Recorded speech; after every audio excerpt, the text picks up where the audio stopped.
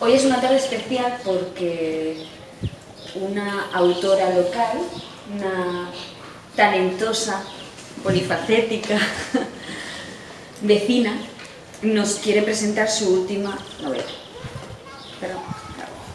Crónicas del vacío, pero es su última, porque ya en varias ocasiones nos ha presentado sus anteriores obras, La ninfa del pelo azul, y esta, que la recuerdo perfectamente, El laberinto de las mil fuerzas. Ángeles Sanlúa, para, ¿no? Sí, nombre, para la comunidad. Pues desarrolla su magia, porque así lo vamos a llamar, en torno a diferentes artes. Y hoy os va a hablar de una de las que más me gusta, la escritura. Yo os voy a dejar, pero os dejo muy bien acompañada. Disfrutar del pequeño agape que os han preparado Costa y Gema. Y Ángeles, te digo que tienes ante ti a Club de Lectura del Parador, que se llama Claro Campoamor. Han venido a verte y gracias a todos de Nazain por haber acudido. Te dejo todo la palabra. Yo, antes de que se vaya Vanessa, quería agradecerle justamente a ella, ¿no? Al ayuntamiento, pero especialmente a ella, porque siempre que voy con una propuesta para ella siempre está dispuestísima y busca la manera de llevar a cabo lo que sea que me proponga. Hasta ahora ha sido así y le quiero dar mis gracias públicas y personalmente. Gracias. Muchas gracias. Gracias.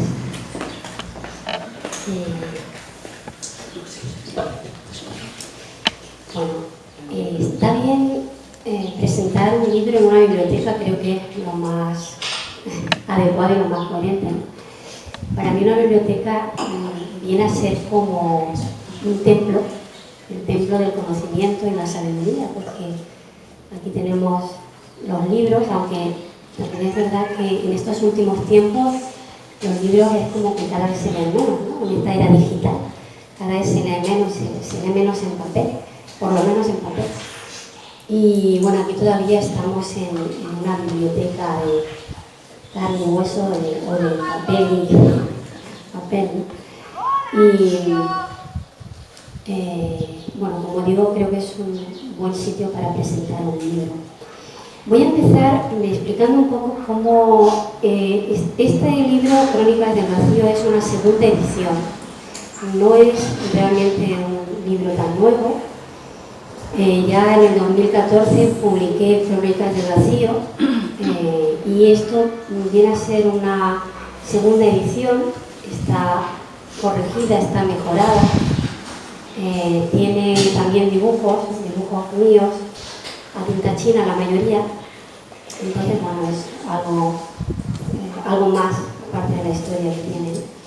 Y este libro tiene una historia porque por el 2013 por ahí, este libro tiene su origen en un programa de radio. Tiene un origen en un programa de radio porque estuve haciendo un programa de radio con una compañera por esa época, con Adriana, durante un año, y lo que hacíamos en ese programa era hablar de distintos temas, de la familia, de cualquier cosa, ¿no? de la enfermedad, del dinero, de temas que para todos son importantes, pero un poco la clave del programa o la consigna del programa era darle una mirada diferente. De hecho, el programa, me acuerdo muy bien, que se llamaba Otra Mirada. Era coger un tema y es como darle otra visión y darle profundidad. y mirarlo desde otra perspectiva. Entonces a mí se me ocurrió en ese programa de radio terminar el programa, cada programa, con un pequeño relato, un cuento corto. Tenía que ser corto porque era al final del programa, tenía 3 minutos. No podía tardar mucho más de 3 minutos en leer el relato. Y eso la verdad es que me sirvió de entrenamiento para, porque la idea era cerrar el programa con el tema, o sea, yo tenía que escribir un relato que tuviera que ver con el tema que se iba a hablar en ese programa. Y tenía que ser como una especie de resumen, de colofón, de síntesis de lo que habíamos hablado. Y esto la verdad es que me dio como un entrenamiento y tabla para hacer muy sintética a la hora de explicar un tema complejo, profundo, en pocas palabras y creo yo, con claridad, que se entienda, ¿no? Y así fue como nació Crónicas, que en ningún momento yo tenía pensado publicar los cuentos, era una cosa que yo hacía para la radio en aquel momento, pero diversas personas me decían, oye, ¿por qué no haces un libro de todos esos cuentos? Y al final, pues digo, pues sí, la verdad es que no es mala idea. Total, que me puse manos a la obra. Está publicado en Amazon, junto con algunos otros libros también, y novelas. Y bienvenida. Y entonces ese es un poco el origen de este libro. Entonces, el libro en cuestión tiene 2 partes. Son, como digo, relatos cortos. La primera parte se titula El observador del futuro. El observador del futuro tiene 2 personajes. Uno de los personajes es un viajero en el tiempo.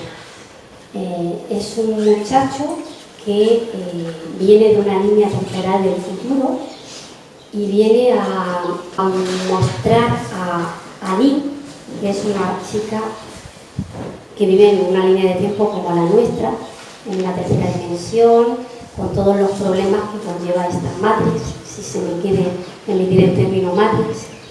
Pues esta chica le plantea a él, que se llama el personaje, el viajero del tiempo, le plantea pues problemas como que tienen que ver con la supervivencia. Son problemas con los que todos nos podemos identificar. El tema de la supervivencia, el tema de la necesidad de protegerse, que tiene que ver también con las emociones. Este tema de la competencia, esta mente polarizada que todos tenemos, ¿no? Que nos cuesta ver las cosas así de una manera holística, de una manera general. Siempre tendemos a ver las cosas o blanco o negro, o es este concepto del yin y yang, ¿no? O bueno o malo, siempre o nos vamos a una o nos vamos a otra, ¿no? Es esta tendencia que tenemos de esta mente polarizada, ¿no?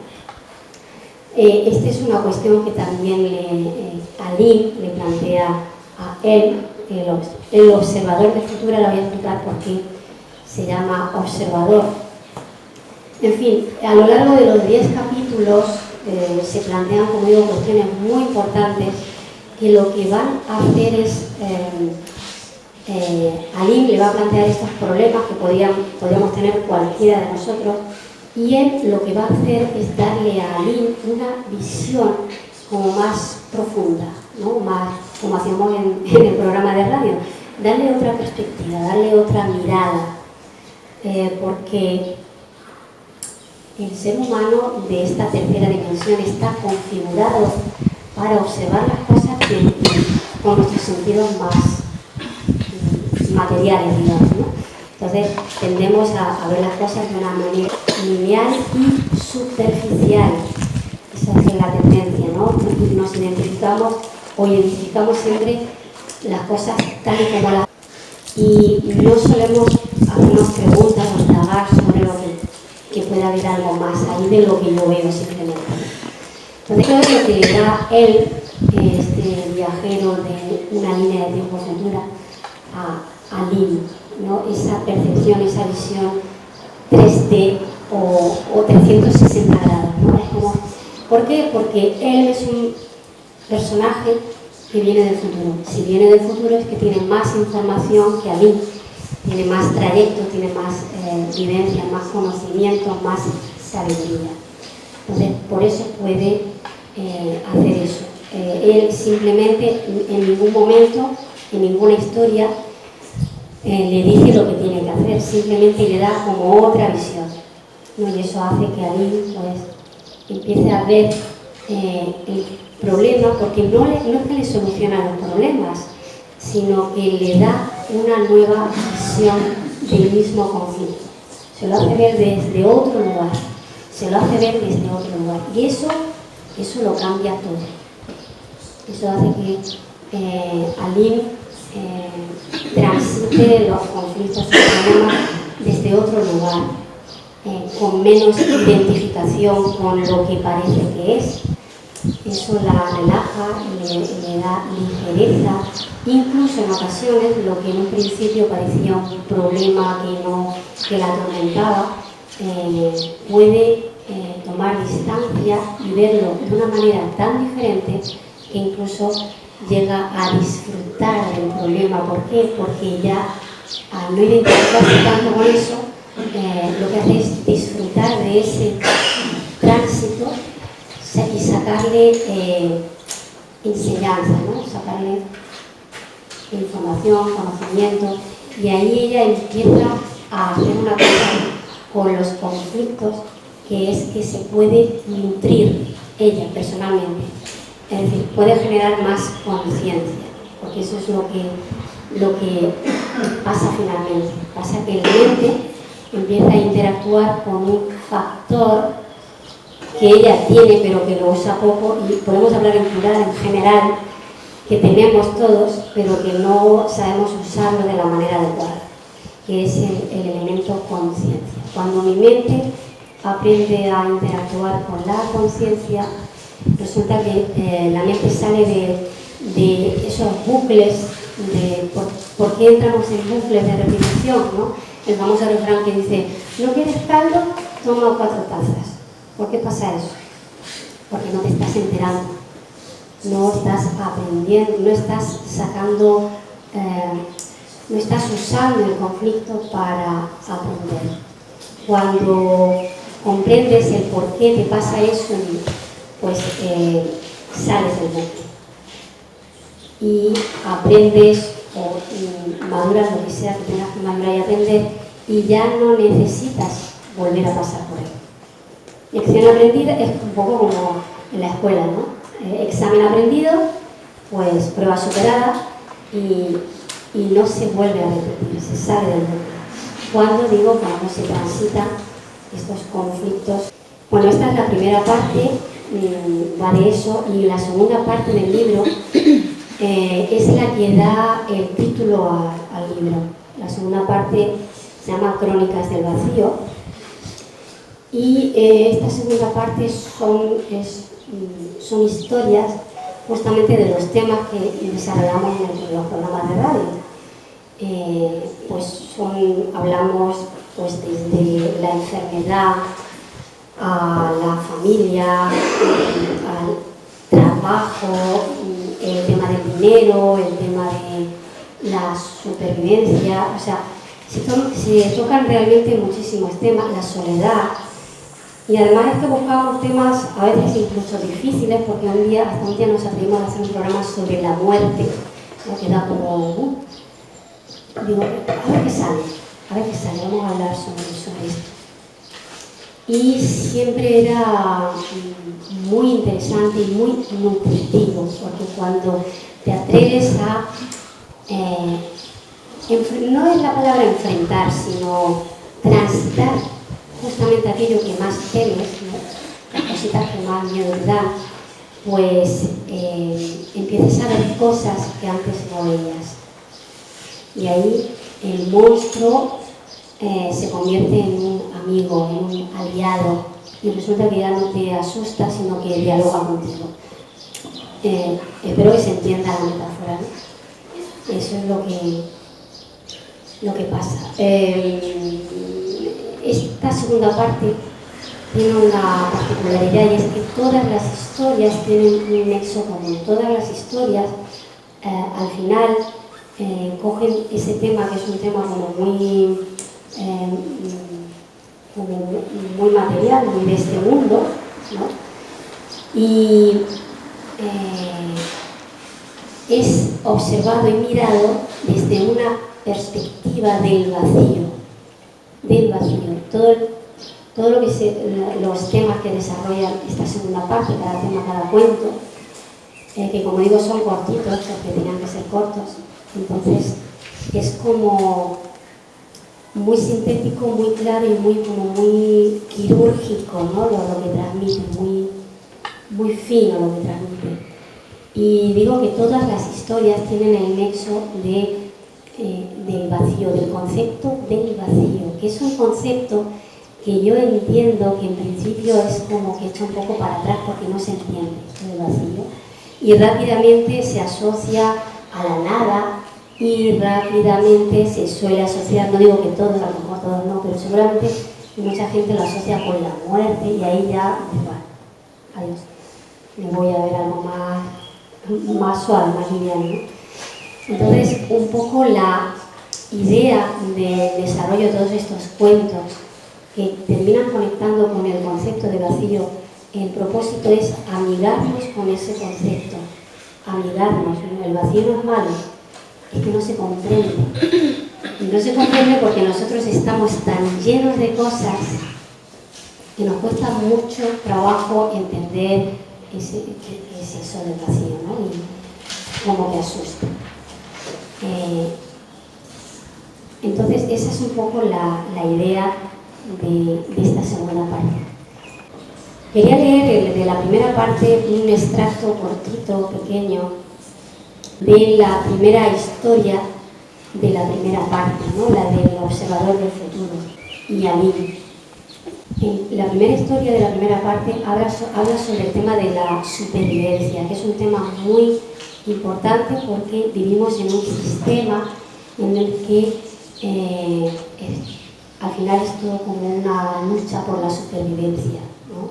Ahora está todo más tecnificado y más, que parece que está todo, pero al final pues todos estamos luchando por conseguir el dinero porque tenemos que pagar hipoteca, deuda, comprar comida, y al final es una lucha por la supervivencia. Ya no tenemos que correr delante de ningún león o un oso, pero sí que eso es sustituido por la hipoteca. Ahora el león es eso, ¿no? Y el inconsciente, por cierto, el inconsciente lo vive igual que si estuviera huyendo de un león. La amenaza, por ejemplo, de la hipoteca, ¿no? Que se cumple, no tengo dinero, entramos en estado de estrés y solemos permanecer en estado de estrés bastante permanente, porque cuando no es la hipoteca es el hijo que le ha pasado no sé qué, o cuando no es este modo de vida tan veloz, tan rápido y tan lleno de amenazas, o sin el comillas, ¿no? Lleno de amenazas. El inconsciente lo veo igual que si estuviéramos huyendo de un animal peligroso. Quizá por eso me gusta mucho, y aquí tengo una alumna de mis clases de yoga, disfruto mucho con las clases de yoga porque por lo menos durante 1 hora y media aprendemos a relajarnos y desconectar del estrés. Y la verdad es que funciona, ¿verdad? Por lo menos por un rato funciona. El extracto de este relato. Contempló estupefacta la figura delgada y delicada de un joven que con movimientos suaves se acercaba hacia ella. Pensó en salir corriendo, sin embargo, no lo hizo. Hola, soy él. Yo, Aline, ¿de dónde has salido? ¿Cómo has llegado hasta aquí? Él esbozó una sonrisa comprendiendo su inquietud. La miró fijamente, calculando el efecto que su respuesta iba a tener. Vengo del futuro. ¿Qué? ¿Cómo? No comprendo. Tranquila, no tienes nada que temer, solo soy un observador neutral. ¿Observador de qué? De tu presente. Tú me has llamado. No recuerdo. Pero Aline empezó a recordar haber pedido respuestas al cielo, al universo, ¿Era entonces este muchacho su respuesta? O puede ser que hiciera algunas preguntas, pero ¿acaso tú sabrías responderlas? No lo sé. ¿Qué quieres saber? Bueno, por ejemplo, muchas veces me pregunto sobre las necesidades humanas. ¿Qué tipo de necesidades? De supervivencia. A veces pienso que lo poco que han cambiado las cosas desde la prehistoria. Seguimos en la necesidad de conseguir alimento, cobijo, y para ello nos vemos obligados a desempeñar un trabajo que nos provea de la economía suficiente para cubrir necesidades básicas.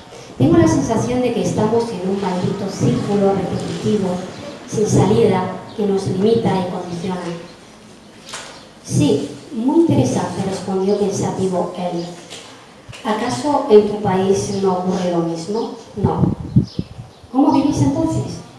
De donde yo vengo, hace mucho tiempo que nadie sufre por el sustento.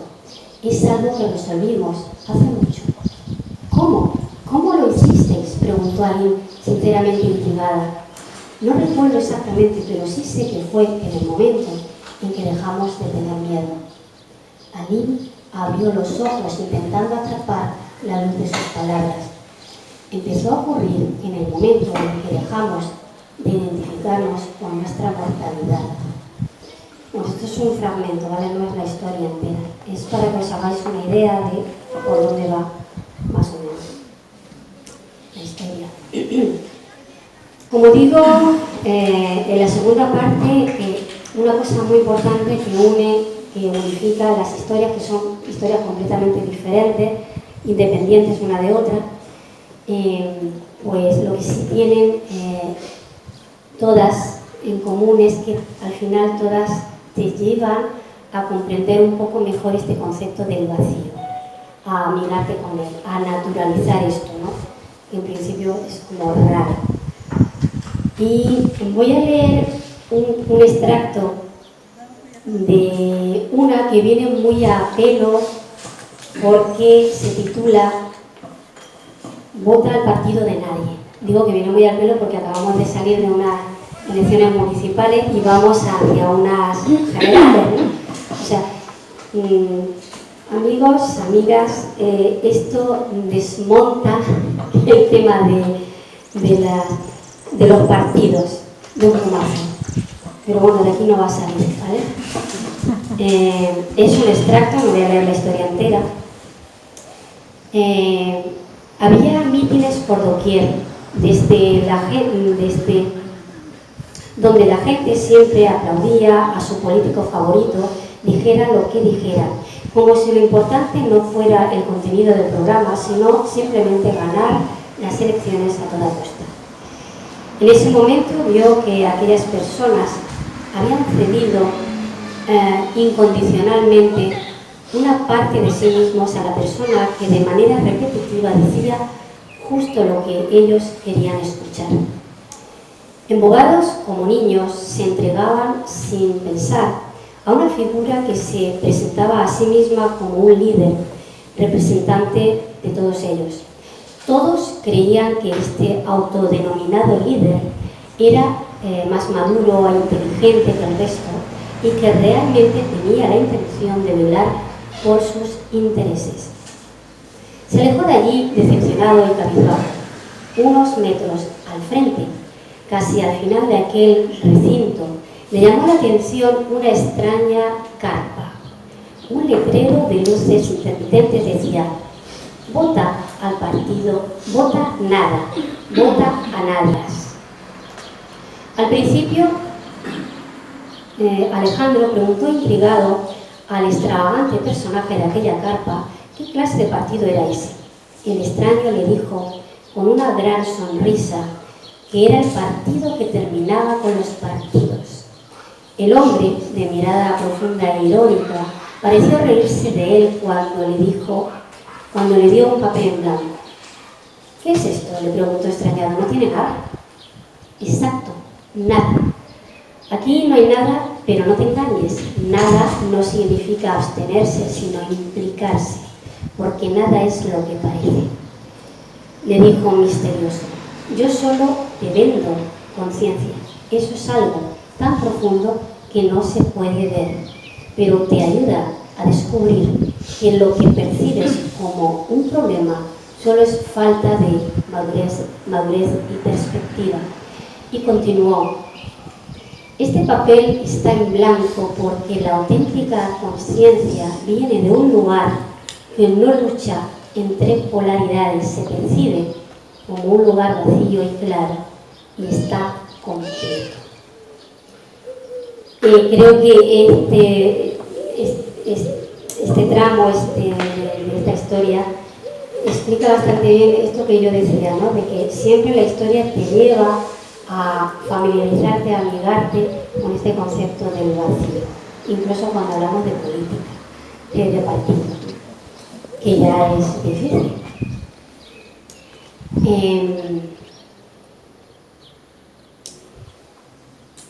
Estamos en unos momentos realmente convulsos en los que todo está cambiando y creo que estaréis de acuerdo conmigo en que está cambiando de manera muy rápida. Estamos ante un cambio en lo social, en lo económico, quieren cambiarnos la economía, meternos las monedas digitales, está cambiando el modelo de familia, el modelo de género, los modelos económicos, pero todo, ¿no? El modelo de la ciencia, de la religión, de las creencias, de los principios, todo está siendo remodelado, redefinido, y esto es muy importante, creo, darse cuenta de que estamos ahora en un momento muy importante de cambio. Lo que está ocurriendo es un cambio de paradigma. Dicho así suena como nada, pero es muy importante y está siendo y va a seguir siendo, porque esto va a continuar por unos cuantos años, porque aunque vaya tan rápido, va a tardar todavía unos cuantos años. Es muy importante que seamos conscientes de cómo nos lo están cambiando todo. ¿Esto es bueno o malo? Yo pienso que no es ni bueno ni malo. Es una oportunidad, ¿no? Depende de lo que hagamos con lo que está pasando. Es una oportunidad, por supuesto, yo pienso que de mejorar. Porque si venimos todos estaremos de acuerdo que en el viejo paradigma hay cosas que está muy bien cambiar, ¿no? Que ya están como desfasadas y están quedando atrás. Y es necesario que se cambien, pero también podemos ver que, como dice el refrán también, a río revuelto, ganancia de pescadores, en todo este movimiento tan rápido de cambios, puede ser que nos la quieran colar también, ¿no? Porque hay intereses y ahí tenemos que estar muy atentos. Vemos que esto realmente es una lucha, es una lucha por nuestra mente, por captar nuestra mente, nuestra atención y por nuestra conciencia. Ahora con la tecnología que hay, está muy bien la tecnología, pero como todo en la vida, depende del uso que le demos, puede ser para bien o para mal. Entonces, hay muchísima información sobre información y a veces información contradictoria, de tal modo que algo que en un principio podría ser muy bueno, que es que tenemos la información muy a mano, cuando hay una saturación de información, de que uno dice una cosa y el otro lo contrario, lo que provoca es confusión. Al final no sabemos qué es verdad ni qué es mentira, pero esperar que cuando ahora con lo de la IA y esta capacidad que tiene la IA de falsificar vídeos y fotos y todo esto, entonces sí que ya va a ser en remate, ya no va a ser posible distinguir un vídeo verdadero de uno falso, ¿no?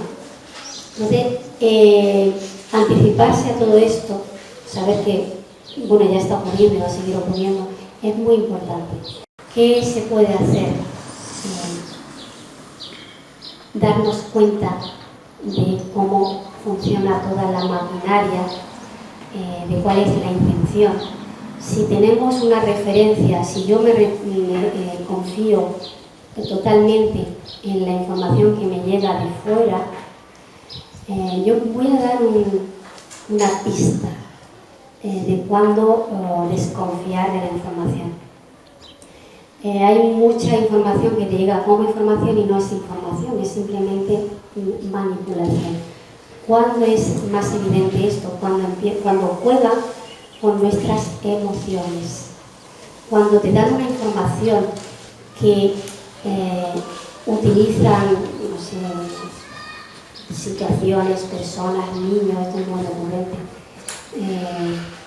y juegan con tus emociones, sospecha y desconfía.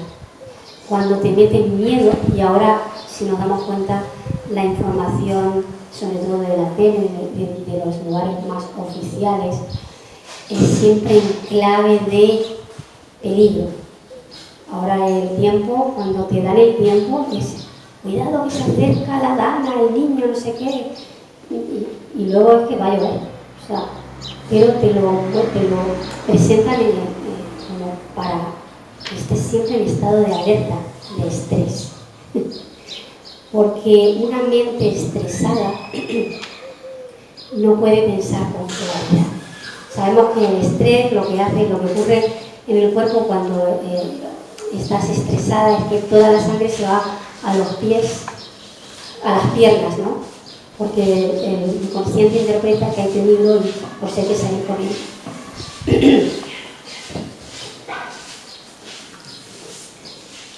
Entonces, si toda la sangre se va a los pies, la cabeza se queda sin riesgo, ¿no? Podemos pensar, pero muy justito. Y además se activa el programa de supervivencia. Se activa el programa de supervivencia. Y esto lo hemos visto muy claramente con todo esto que ha venido pasando desde el 2020, como si tenemos que elegir entre la libertad y la seguridad, siempre se va a elegir la seguridad, porque justamente por este programa que está en nuestro cerebro muy profundamente ahí, desde tiempos ancestrales, este programa de la supervivencia. Y esto, si observamos un poco, se nos lleva a través de cierta información a mantenerse siempre en estado de alerta, de estrés. Esto, ¿por qué lo digo? Pues un poco porque en estos momentos que todos estamos viviendo y que todavía van a durar unos cuantos años, es importante que nos demos cuenta de todo lo que está ocurriendo y cómo está ocurriendo, para que no validemos toda la información que llega de fuera, sino que aprendamos a pasarla por un filtro, pero por mi filtro. Todos tenemos, aparte de una mente, tenemos una conciencia, y además el cuerpo es el que primero se da cuenta de cuando una persona es de fiar, ¿no? Me refiero cuando le presentan a alguien, la primera impresión, quien primero se da cuenta de si esa persona le conviene o no es el cuerpo, son las sensaciones del cuerpo, ¿no? Notas si te sientes atraído o algo de esa persona, ¿no? Quiere decir que el ser humano realmente es una máquina muy compleja y muy perfecta, con la capacidad de saber, sin necesidad de que otros vengan a decirnos qué es lo verdadero, lo falso, lo correcto, lo incorrecto. Esta capacidad es lo que en este libro, cuando hablamos tanto del observador, porque se habla mucho de aprender a mirar desde un lugar vacío, desde un lugar interno vacío. ¿Qué quiere decir un lugar vacío? Tener en cuenta que a nivel atómico, nosotros estamos, ¿no?, desde la molécula al átomo, a nivel atómico y subatómico, esto ya está demostrado en la ciencia y en la física, que hay mucho espacio. O sea, el átomo está rodeado de vacío. Aunque en apariencia nosotros somos seres muy sólidos y consistentes, a un nivel muy micro, en realidad no somos nada consistentes, ¿no? En realidad somos seres temporales, pasajeros, lo cual quiere decir que no somos tan reales como la palabra no es real, tan consistentes, tan materiales como parece que somos. De hecho, dentro de unos cuantos años, espero que sean bastantes, ¿no? Pero realmente para el universo es nada, ¿no? Nadie de los que estamos aquí existirá, ¿no? Dentro de espero que bastante tiempo, pero quiere decir que todo el tiempo es relativo. A nosotros nos puede parecer 80 años mucho tiempo, o 90, pero en realidad, comparado con qué, es poco tiempo. Entonces es empezar la intención del libro es la de familiarizarnos con este concepto del vacío, que como una cualidad nuestra, intrínseca, y cuando aprendemos a amigarnos con esto, activando ese observador interno, porque lo que hacemos normalmente es reaccionar ante un problema, un conflicto, lo que hacemos es reaccionar, y reaccionamos en base a un programa que yo tengo en mi mente que me dice cómo se supone que tienen que ser las cosas, ¿no? Cuando algo choca con ese programa mío, me reacciono, ¿no? Es que no, eso no tiene que ser así, porque reaccionamos. Cada vez que reaccionamos, no estamos aprendiendo del conflicto. Cuidado que sí. Eso no quiere decir, si tenemos que reaccionar y enfadarnos en un momento determinado y dar un puñetazo en la mesa, lo hacemos, ¿vale? Pero además de eso, además de reaccionar, es muy importante reflexionar, empezar a entrenar una mente que se autoobserva. Y en esa autoobservación yo incluso me puedo dar cuenta de mi propia reacción en automático, porque es automático, ¿no? Solemos ser en general todo el mundo, y así nos va, muy reactivos en vez de ser observadores y reflexivos. Cuando yo me observo, ahí hay como una parada y inmediatamente se hace como un espacio dentro de mí, en mi mente, y cuando hay un espacio puedo ver con mayor perspectiva, y ahí empiezo a ver cosas que cuando estaba en modo reactivo no veía nada, no estaba ciega, enfadada o lo que sea. Entonces, este libro, en cada una de las historias, siempre va a recordar cómo lo funcional, porque es muy funcional, quiere decir que al final es muy práctico. Lo práctico y lo conveniente que es empezar a entrenar la mente en observar, entrenar ese observador neutro vacío. Porque una de las cualidades que tiene este observador es que es una cualidad de nuestra conciencia, es que habita en un lugar fuera del tiempo y del espacio. La conciencia existe más allá del tiempo y del espacio. Por eso existe antes de que nazcas y seguirá existiendo después de que el humano muera, ¿no? Porque existe en un lugar fuera del tiempo y del espacio, que para nosotros, para el humano que se identifica con la carne y la apariencia, piensa que es como que no existe. Entonces tenemos que hacer como un acto de fe, como una cosa de creencia,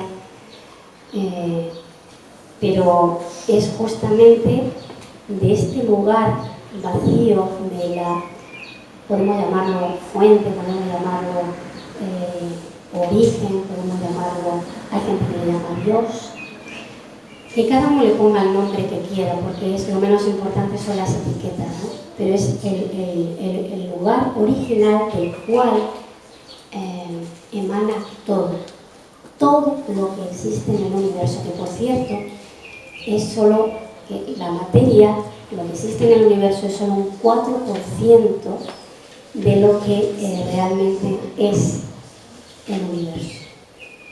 Solo un 4%. Todo lo demás es una incógnita, porque ni siquiera los científicos entienden lo que es todavía eso de la materia oscura y la energía oscura. No se entiende. Pero esa es la paradoja, ¿no? Que justamente de esa no existencia emana lo que existe.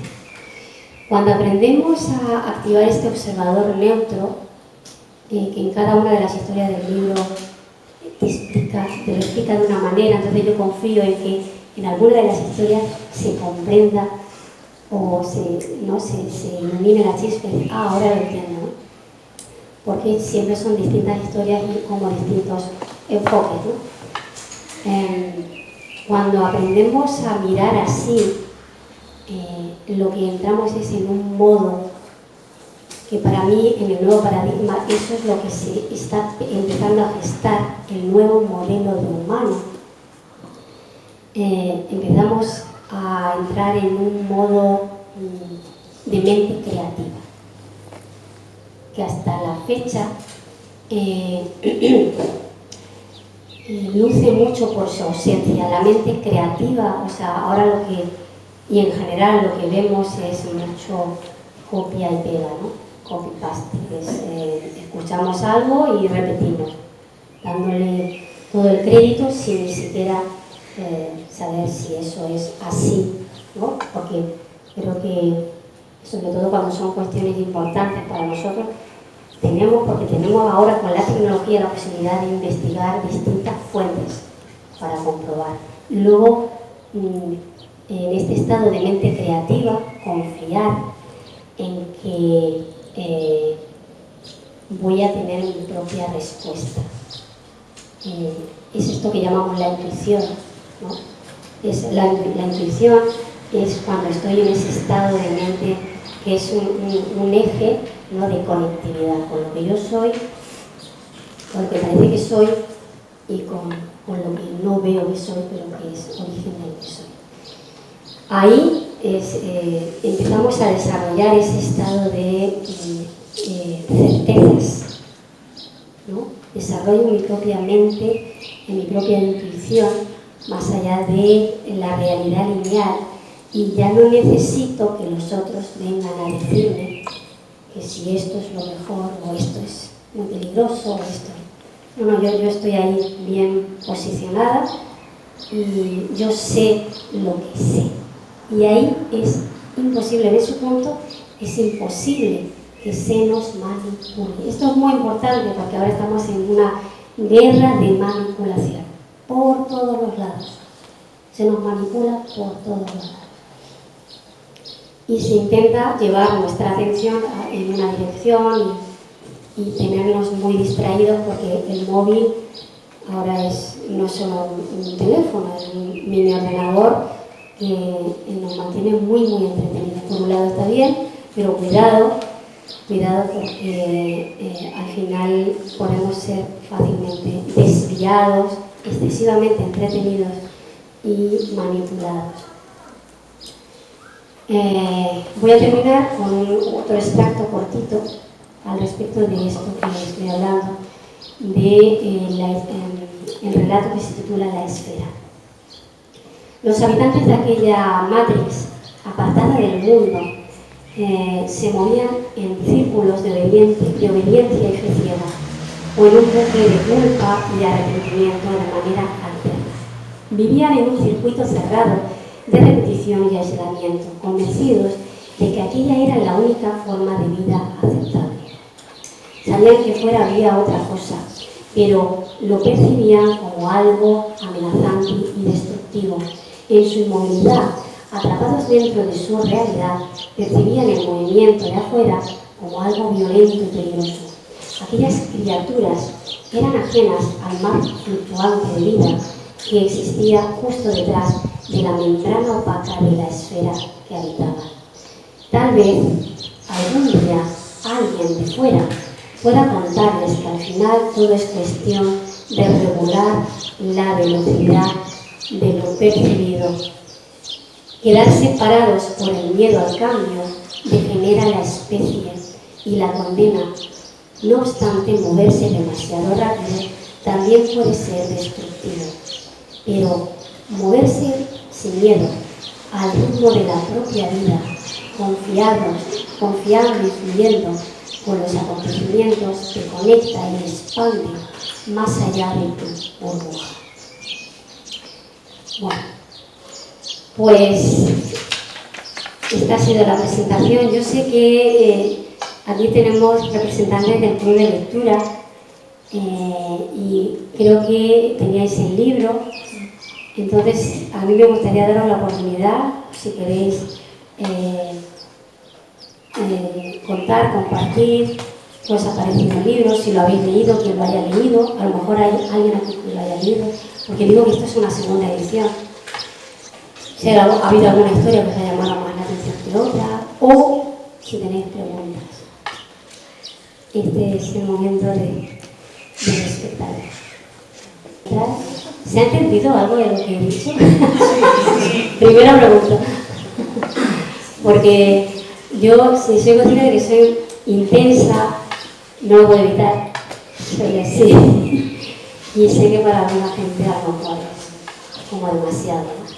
Yo, Ángel, lo del vacío, no puedo utilizar, es cuando no dejamos que todos nuestros pensamientos de nuestro día, de nuestras inquietudes, como que deje ese espacio y bueno, en este momento me sereno y puedo analizar algo porque en algún momento me surja alguna emoción, ya sea de tristeza, de alegría, de rabia, como yo reacciono, no sé si lo interpretaré bien.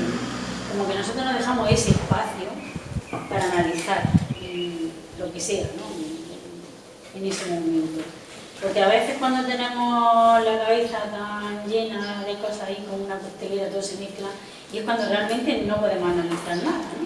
No sé, lo entiendo de esa perspectiva, que sea un poco dejar ese vacío para que nos permita con esa calma ver algo más concreto, por diferente que sea lo que tengamos que ver en ese momento o en ese día o así.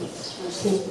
Eso es muy importante porque además como tenemos un sistema de vida, ¿no? Una forma de vida tan de hacer tantas cosas al cabo del día, ¿no? De tantas obligaciones, al final del día, ha terminado el día, estamos cansadas, no tenemos energía suficiente para parar y reflexionar sobre nada, solo queremos darnos una ducha y, no sé, ver una película y descansar. Yo lo entiendo, ¿no? Pero justamente porque el sistema está un poco construido de esta manera, es darnos cuenta que al final, bueno, al final la vida pasa bastante rápido, ¿no? Y lo importante no es solo vivir y pasarlo bien, que ahí hay mucha confusión. No, yo he venido aquí a ser feliz y a divertirme. No. Nosotros hemos venido aquí a mejorar la existencia que ya había, ¿no? La forma de vida, de existir de mis padres, de mis abuelos, ¿no? Y eso no lo hago solo saliendo a divertirme. Lo hago viviendo dándole más conciencia a las cosas que hago, cómo las hago, desde dónde las hago, dándole calidad a las cosas que hago. Porque si no vamos a estar siempre en el mismo punto. Y en esa velocidad, me lo has expresado muy bien, ¿no? Que la velocidad está en la cabeza, y al final hace que vaya el cuerpo detrás, porque no. Si no aprendo a pararme y mirar, pararse se puede hacer de muchas maneras. Hay gente que se relaja pues dando un paseo. Aquí tenemos un bulevar precioso, caminando, pero generar espacio interno se hace con el silencio, Pasear con amigos, tal, muy bien, sí, pero eso es físico. Pero para generar espacio interno, silencio es en soledad. Lo siento, pero es así, porque claro, si entro en un diálogo, en una charla, ya no puedo observar con tanta... Observo cuando estoy en silencio. Ahí ya puedo parar mi cháchara mental, ¿no? Que nuestra mente está diseñada para no callar nunca, Además, ¿no os habéis dado cuenta que hablamos con nosotros mismos y nos decimos cosas que ya sabemos de sobra? Yo por lo menos, a lo mejor me pasa solo a mí, pero yo hablo conmigo misma y me digo cosas que ya sé, digo, pero ¿por qué? Y es como que la mente está diseñada para darle más materia todavía, ¿no? Más materia al pensamiento. Es para afianzar, para hacer la realidad todavía más dura. Es para eso, porque la matriz, a la matriz le damos consistencia a nosotros, con nuestra mente. Entonces, si la matriz está hecha una porquería, y ahora mismo no es que esté para echar mucho brindis al sol, tiene bastantes fallos. Ahora estamos en un momento en el que se nos está dando la oportunidad de corregir fallos, y eso solo lo vamos a hacer. Eso no lo va a hacer, por cierto, y esto es muy importante, eso no lo van a hacer los gobiernos, ni los partidos, ni las corporaciones que gobiernan a los gobiernos, y esto no es algo, no conspiración, es un hecho, ¿no? Esto no lo van a hacer las estructuras, esto se va a hacer desde las personas comunes. Este cambio de paradigma comienza de persona en persona, es individual, y primero el cambio lo hago yo conmigo misma, porque si no es como empezar la casa por el tejado, ¿no? Y conforme yo voy dándome cuenta de mis propios fallos, de mis propios programas, ¿no? Estos programas que me hacen siempre ir al mismo, a tropezar en la misma piedra, ¿no? Y cuando me doy ese espacio, me observo y comprendo, ya sé por qué tropiezo siempre, porque necesito, por ejemplo, tengo esta necesidad de pertenecer al grupo, ¿no? De no ser rechazado, necesito que me vean, todas estas cositas, ¿no? De los traumas particulares, el observarlo, el verlo, sin drama, desde una neutralidad, me saca del drama. Me saca del drama, de mi victimismo. Y al final termino riéndome de mis propias, con perdón voy a decir gilipolleces, de mis propias infantilismos, tonterías, ¿no? Eso. Pero para eso nadie lo va a hacer por nosotros, ¿vale? No sé, puede haber algún psiquiatra, o psiquiatra, no, psicólogo, nos pueda echar un cable, nos pueda dar pautas, nos pueda dar herramientas, sí. Pero al final eres tú el que... Ahora que he nombrado los psiquiatras, hay terapeutas que utilizan el libro, este libro y este también, la ninfa, utilizan como el libro de cabecera. Y lo tienen, me han comentado, ¿no? Terapeutas que lo tienen en su consulta, y esto es algo que no había dicho y no me quería ir sin decirlo. Y tiene un uso muy particular, que es el de yo pienso en mi conflicto, en mi problema, que tenga en un momento dado algo que me preocupa, y con la mente puesta en la preocupación hablo. Y a mí me ha salido el jardín de Ana. Entonces dejo que la vista se vaya hacia alguna parte de la página y escrito de tal manera que casi todas las frases del libro son una guía, una orientación. Me gusta más decir orientación, más guía, que te dan la pista y te orientan sobre eso, el problemita que tú tienes en mente, ¿no? Eso es algo, esto es un uso muy... Como dosis diarias de optimismo, ¿no? Más que de optimismo, no tiene por qué ser optimismo, es como te echa como un cable para que tú veas cosas, problemas que no estabas viendo. ¿No? Te da como un nuevo enfoque.